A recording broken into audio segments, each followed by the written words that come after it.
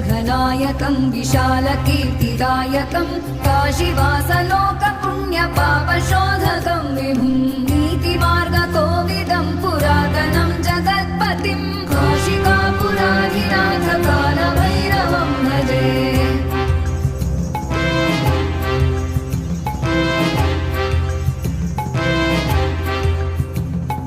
कालभैरवाष्टकं पठन्